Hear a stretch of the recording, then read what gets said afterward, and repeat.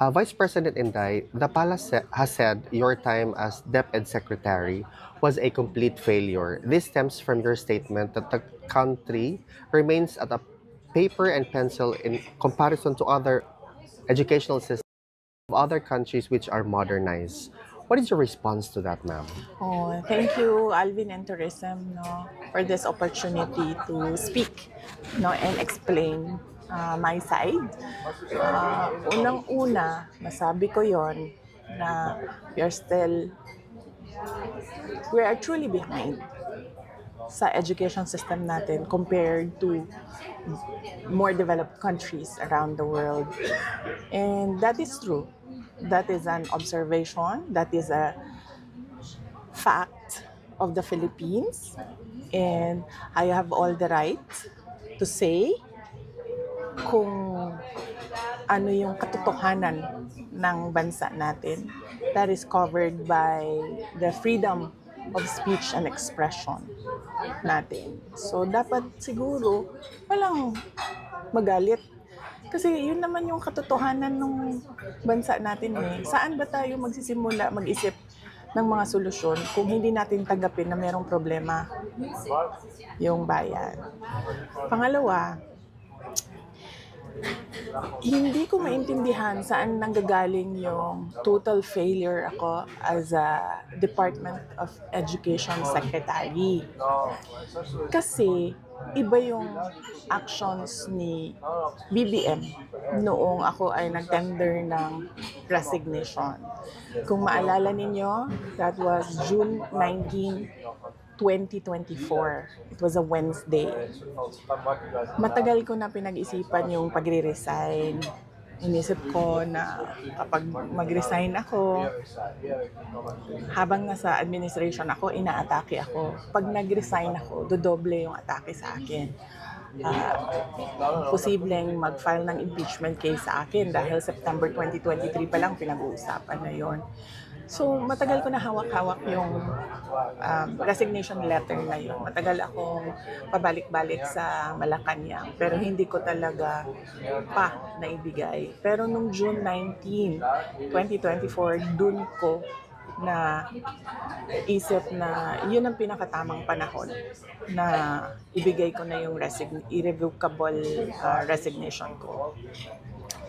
Kasi merong meeting sa Malacanang about opening of classes na hindi naman dapat na umaabot sa level ng Pangulo, pero meeting ko nung para sa kung kailan magbubukas ang klase.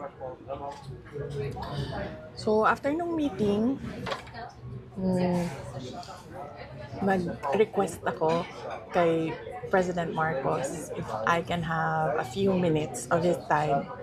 Meron lang akong ibigay sa kanya na sulat. So, ang ginawa niya, sinabi niya, so ano kasi yon? Meron silang reception area, tapos papasok ka sa isang room. Doon sa room, doon ginagawa yung meetings nila.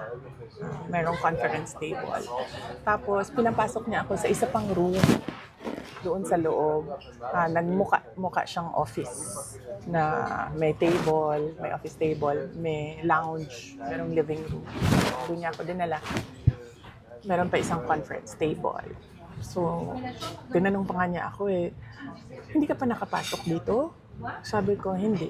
First time ko ito nakapasok dito. Tapos nagkwento pa siya na, nung panahon ng tatay ko, ito parang kung saan nag-gather ang mga tao. Tapos, gusto niya daw yung view na yon doon, kaya ginawa niyang office. Sabi ko, okay. Gumanon lang ako. And then, sinabi ko na sa kanya, may dala ako na letter, ibibigay ko sa'yo. Tapos, binigay ko sa kanya. And then, nung pinasa na niya, ang sabi niya, why? Tanong siya sa akin, bakit? Tapos sinabi ko sa kanya, ayoko na pag-usapan kung bakit ako mag-resign. Para sa akin ba, kailangan pa ba itanong yun? Hindi mo ba nakikita kung ano yung ginagawa ninyo sa akin? O parang hindi naman ako masokista na aatakihin ninyo ako nang aatakihin habang nagtatrabaho ako para sa inyo, and to think na the Department of Education was the department that was delivering results sa administration. So hindi na ako sabi ko ayaw kong pag-usapan. And then sabi niya, he tried to ask me to stay. Tapos sabi ko, ayoko na. And then, ang sunod niyang ginawa, inofera niya ako, may gusto ka ba na posisyon? Sabi ko, wala akong gustong posisyon.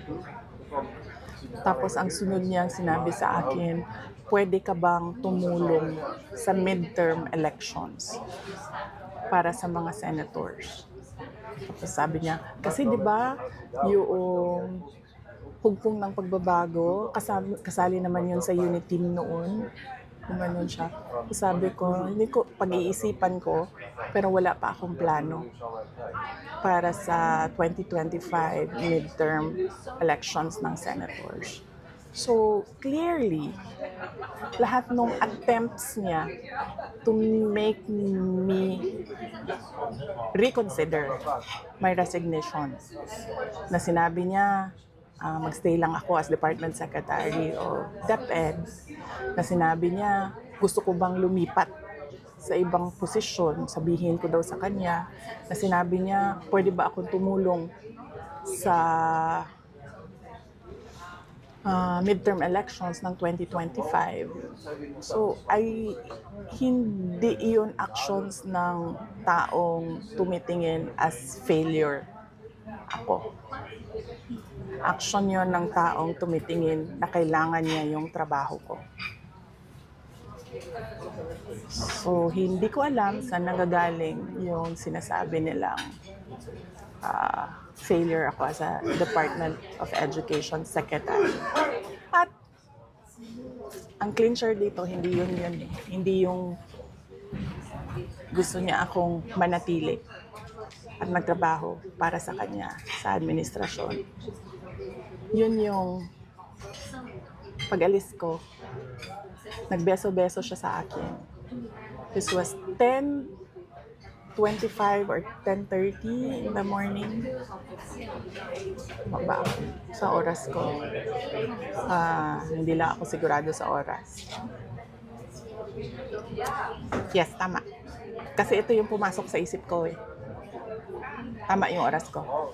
10:25, 10:30 in the morning. Amoy alak siya.